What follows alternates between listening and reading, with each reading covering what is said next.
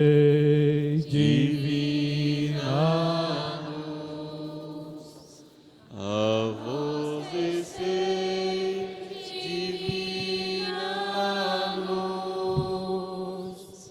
em nossas almas acender o amor de Jesus. O amor de Jesus. Queridos irmãos, irmãs, uma alegria, comunidade viçosense, podermos celebrar esse último dia do jubileu de Santa Rita de Cássia, véspera de sua festa, e de uma maneira muito forte, muito profunda, já caminharmos para o final do tempo litúrgico da Páscoa. Estes 50 dias, desde o sábado da vigília, que cantamos a certeza que nós temos da fé, de que Jesus Cristo não é um personagem que passou pela história, ou uma ideia que se construiu a partir de uma cultura e que perpassa em todas as outras realidades. Nós celebramos contemplativamente essa grande novidade, o mistério da ressurreição de Jesus. E quando a gente fala mistério, não estamos falando no mesmo sentido de um filme, de uma produção hollywoodiana, por exemplo, isso é um mistério, ou então daquela famosa personagem da novela Dona Milu, mistério. O pessoal mais das antigas aí que sabe quem é essa Dona Milu. Mistério, o que acontecia na cidade lá que eu não lembro o nome. Se alguém falar, eu vou falar, você é noveleiro. Não é isso quando falamos mistério de Deus. Quando nós falamos do mistério de Deus, não quer dizer algo incompreensível, que nós não temos a capacidade de tocar. Isso aí não mexe que é mistério, não. O mistério da redenção copiosa que Jesus nos trouxe, e que na sua ascensão vai se acentuar de maneira muito intensa, é a ação do seu Espírito presente em cada um de nós. E sabiamente a igreja nos convida, nesta semana que vai de hoje até o próximo domingo Pentecostes, a dobrarmos o nosso olhar para a revelação da palavra de Jesus, a partir desta última frase do Evangelho de São Mateus: eis que estarei convosco todos os dias, até ao fim dos tempos.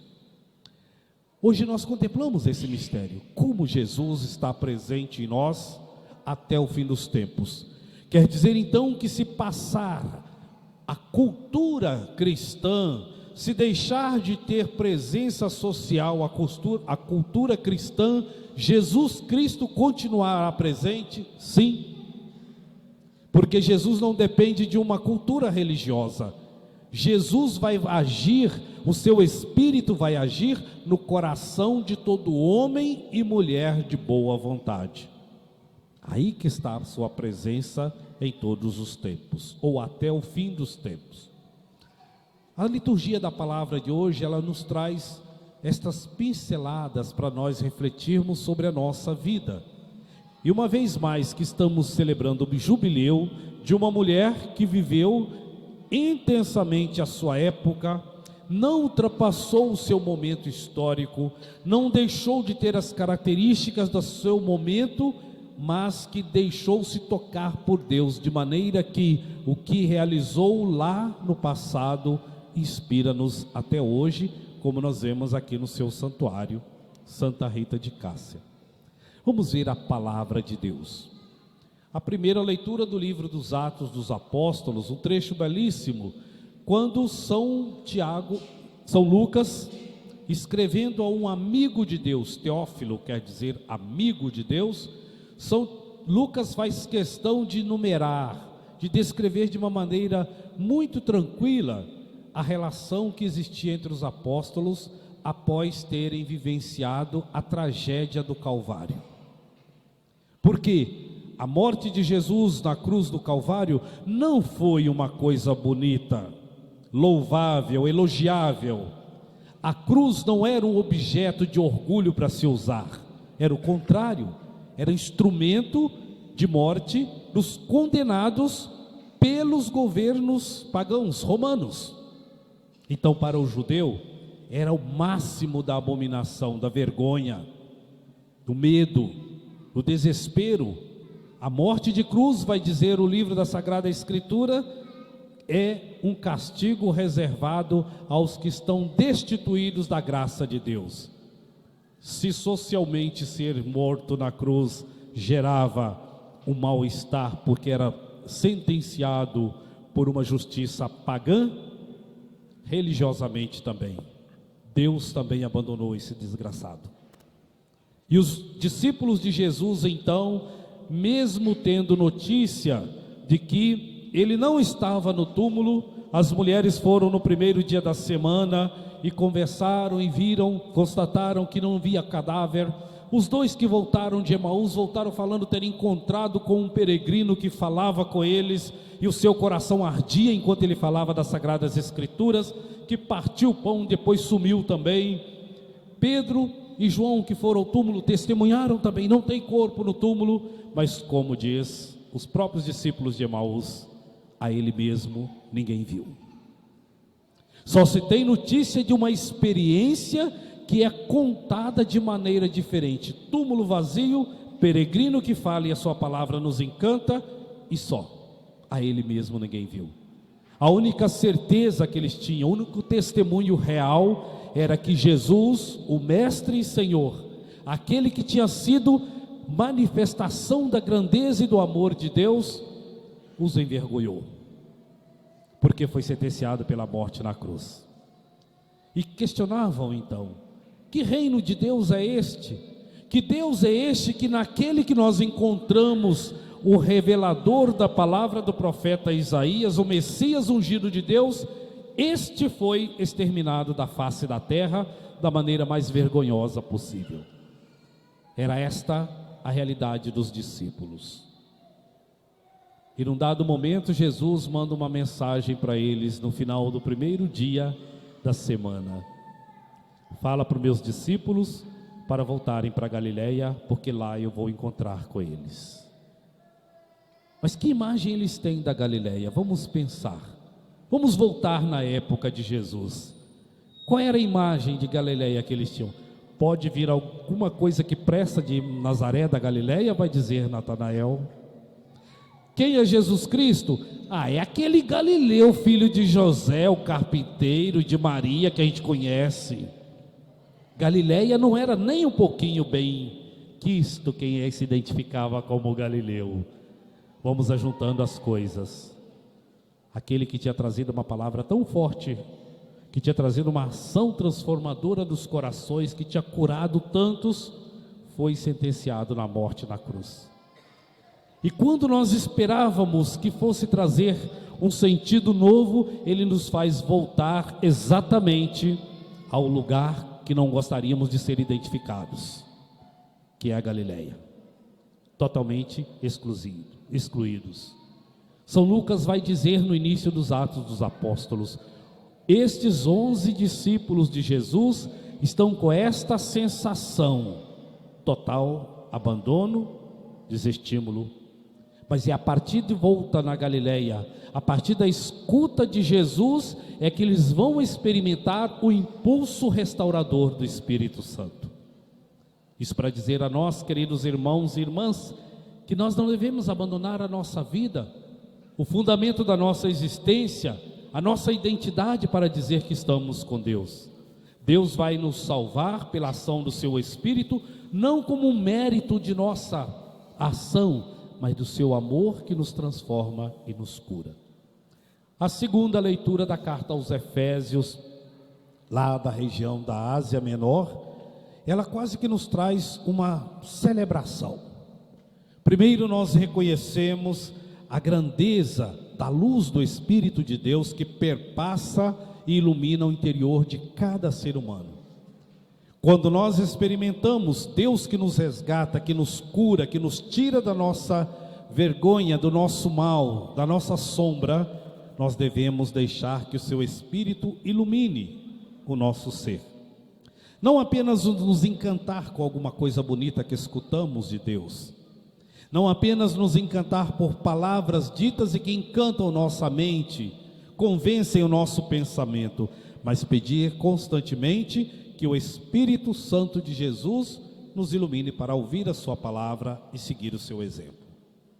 E fechando o evangelho de hoje, é o finalzinho de São Mateus, que vai nos lembrar tudo aquilo que São Lucas já disse. Jesus convida os discípulos a irem voltar a Galileia, e contrapondo-se ao Monte Calvário, que era o Monte da Vergonha, ele os convida a ir agora a um novo monte. Quando eles pensavam que ele fosse falar, noticiar, trazer um novo mandamento, ele diz: agora é hora de vocês irem e anunciar o que eu ensinei. Olha que maravilha. Quando deixamos nos tocar, quando deixamos que o Espírito de Deus mova os nossos corações, a palavra de Jesus ganha força, luz, a palavra de Jesus ganha vida. Não é um texto morto num livro ultrapassado, mas é um livro verdadeiramente de ação da graça e do amor de Deus. E não existe calvário envergonhador que seja superior ao monte da ascensão de Jesus.